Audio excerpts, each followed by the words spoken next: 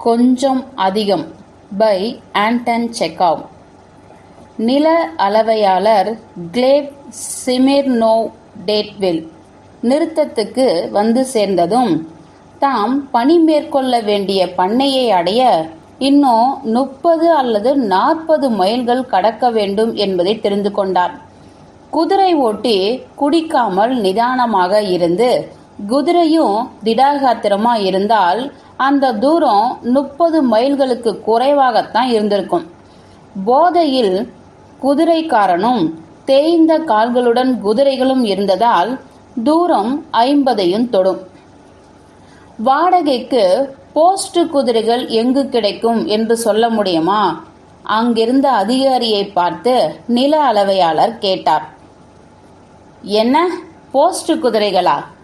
Post குதிரையை விடுங்க, 100 mile தூரத்துக்கு ஒரு நாயை கூட உங்களால பார்க்க முடியாது.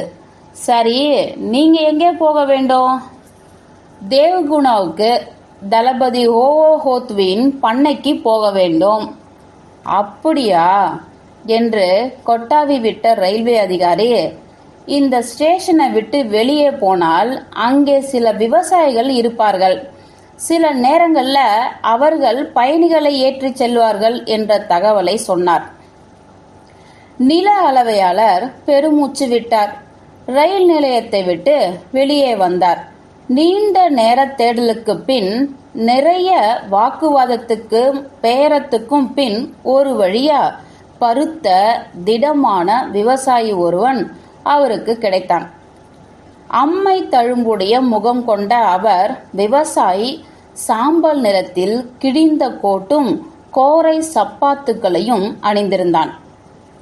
என்ன ஒரு வித்தியாசமான வண்டியை நீ வைத்திருக்கிறாய் என்று சொல்லிக்கொண்டே நில அளவையாளர் வண்டியில் ஏறினார்.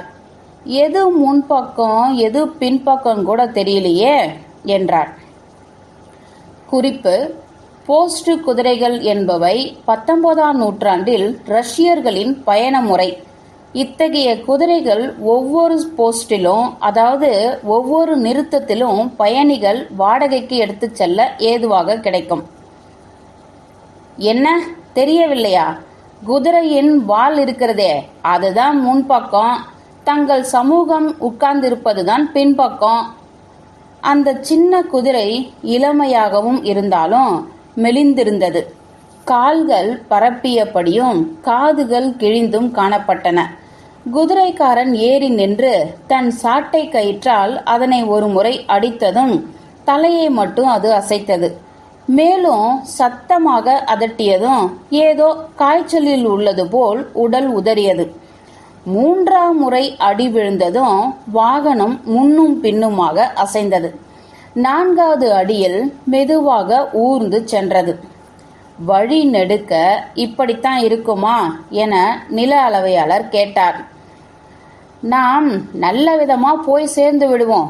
இந்த சின்ன குதிரை இளமையும் துடிப்பும் கொண்டது.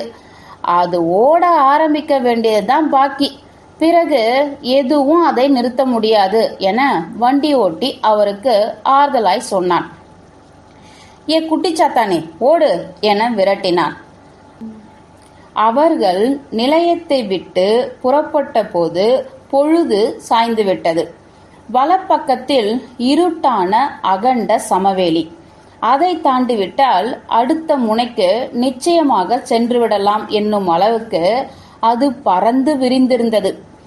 இலையுதிர் கால சூரியன் கொஞ்சம் கொஞ்சமாக எரிந்து உருகி வானில் கலந்துவிட்டது. இடப்பக்கத்தில் மங்கி வரும் ஒளியில் சிறு மேடுகள் தெரிந்தன.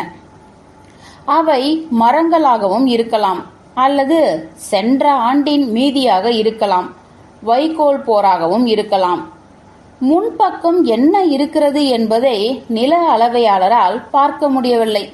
ஏனெனில் ஒட்டுமொத்த இயற்கை காட்சியையும் வண்டி ஓட்டியின் அகலமான அருவருப்பான பின்புறம் மறைத்துவிட்டது. காற்று மென்மையாக வீசிய போதிலும் குளிர் தெரிந்தது. என்ன ஒரு கஷ்டகாலம் என்று தன் காதுகளை கோட்காலரால் மூட முயன்ற நில அளவையாளர் நினைத்தார். குடிசையோ வீடோ எதுவும் இல்லை. யாராவது வந்து நம்மளை சூழ்ந்து கொண்டு நம்மிடம் உள்ளதை திருடினால் கூட யாருக்கும் தெரியாது. நாம் பீரங்கி வைத்து சுட்டாலும் கேட்காது. இந்த குதிரைக்காரனையும் நம்ப முடியாது. என்ன ஒரு பெரிய முதுகு இவனுக்கு! பயங்கரமான மிருகத்தலை போல என்ன ஒரு மோசமான முகம்! உன்னைத்தான். இங்க பாரு, உன் பேர் என்ன என்று நிலவையாளர் கேட்டார். என் பெயரா? கிளிம்.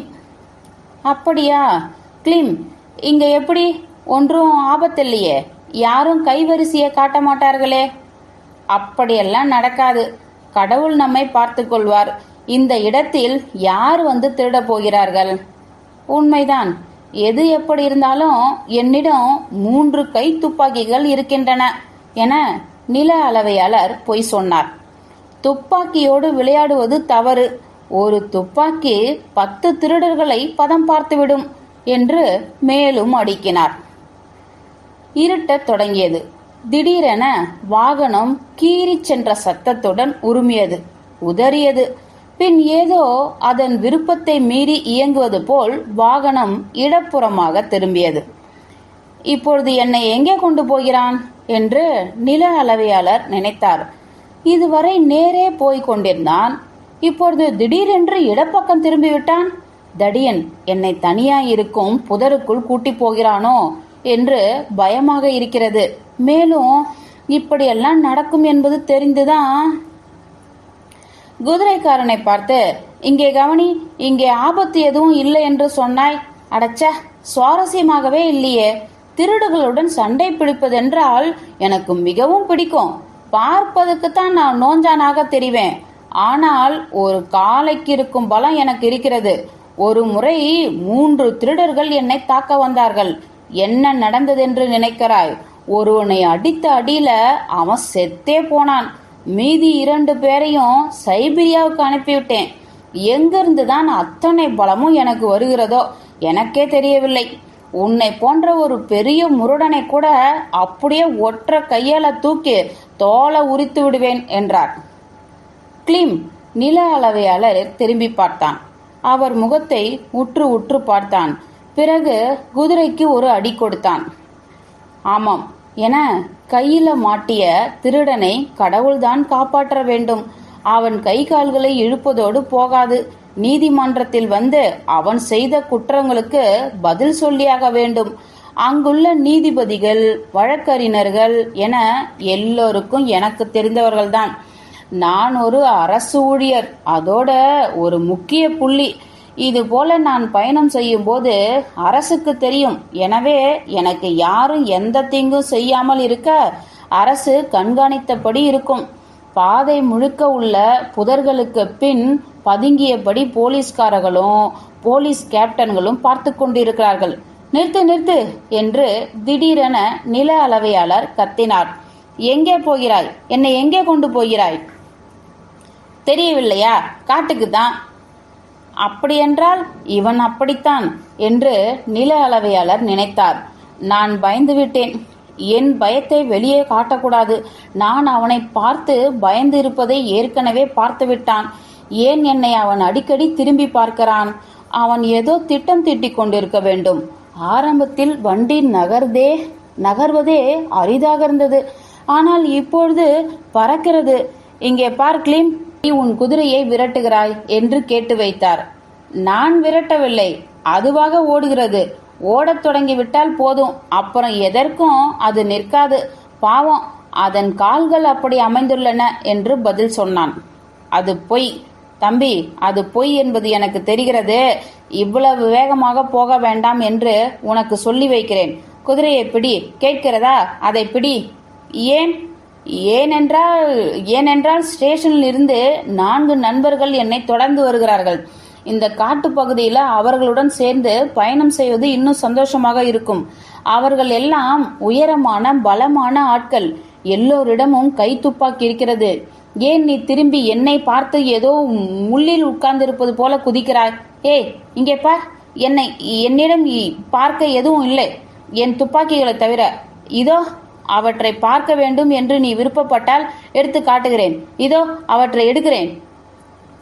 நில அளவையாளர் தன் கோட்டுப்பைகளில் எதையோ தேடுவது போல பாவனை செய்து கொண்டிருந்தார். அதே நேரத்தில் அவர் கனவிலும் நினைத்து பார்க்க முடியாத சம்பவம் நடந்துவிட்டது. கிளீம் திடீரென வாகனத்தை விட்டு எகிரி குதித்து பின்னங்கால் பிடரியில் இடிபட ஓடி காட்டுக்குள் மறைந்து போனான். ஓடும்பொழுது, காப்பாற்றுங்கள், காப்பாற்றுங்கள், என் குதிரையை எடுத்துக்கொள், சண்டாளா, என் வாகனத்தை எடுத்துக்கொள், என்னை விட்டுவிடு என்று கத்தியபடியே ஓடினான். அவன் வேகமாக ஓடியதில் ஏற்பட்ட கால் தடத்தின் ஒளி மறைந்தது. காய்ந்த சருகுகளின் ஒளியும் அடங்கியது. எங்கும் நிசப்தம் நிலவியது.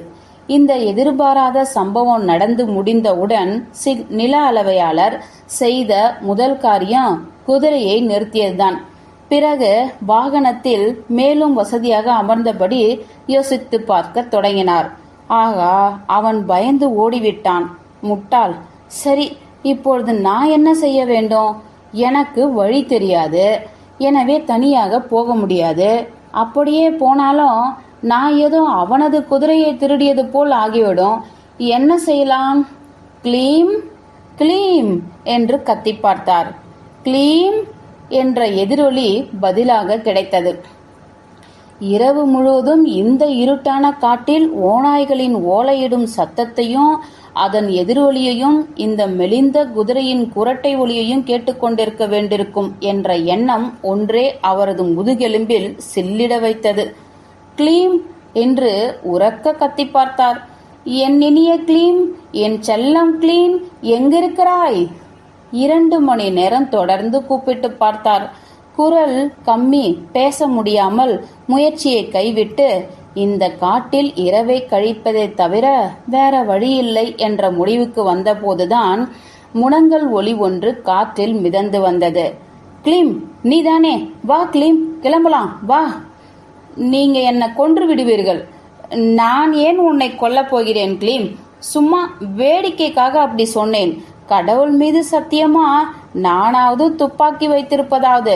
நான் அப்படி பொய் சொன்னதுக்காக காரணம் எனக்கு பயமாக இருந்தது. வா போகலாம், நான் குளிரில் உறைந்து போயிருக்கிறேன். உண்மையான திருடனாக இருந்தால் நீண்ட நேரத்துக்கு முன்பே குதிரையையும் வாகனத்தையும் எடுத்துக்கொண்டு ஓடிப்போய் இருப்பேன் என்று கிளீம் நினைத்திருக்க வேண்டும். எனவே காட்டை விட்டு வெளியே வந்த கிளீம் வண்டியில் பயணம் செய்தவரை நோக்கி எதற்கும் கவனத்துடன் அடியெடுத்து வைத்தான். முட்டாள், நீ எதற்காக பயப்படுகிறாய்? நான் சும்மா வேடிக்கைக்காகத்தான் சொன்னேன். நீ என்னை பார்த்து பயப்படுகிறாய். வா, வந்து ஏறு என்று மீண்டும் சொன்னார். முதலாளியா என்று முழங்கிய கிளீம் வாகனத்தில் ஏறியபடியே, இப்படியெல்லாம் நடக்கும் என்று எனக்கு முன்னமே தெரிந்திருந்தால் 100 ரூபிள்களுக்கு உங்களை அழைத்து வர ஒப்புக்கொண்டிருக்க மாட்டேன். பயத்தில் ஏறக்குறைய செத்தே போனேன் தெரியுமா என்றான். கிளீம் தன் குதிரையை அடித்தான். வாகனம் குலுங்கியது. கிளீம் மீண்டும் அடித்தான். வாகனம் சடசடத்தது. 4வது அடியில் வாகனம் மெதுவாக நகர்ந்ததுதான் தாமதம். நில அளவையாளர் தன் கோட்காலரை இழுத்து காதுகளை மூடிக்கொண்டு ஆழ்ந்த சிந்தனையில் மூழ்கிவிட்டான். கிளீமும் சரி, பாதையும் சரி, இரண்டுமே இப்பொழுது அவருக்கு ஆபத்தாக தெரியவில்லை.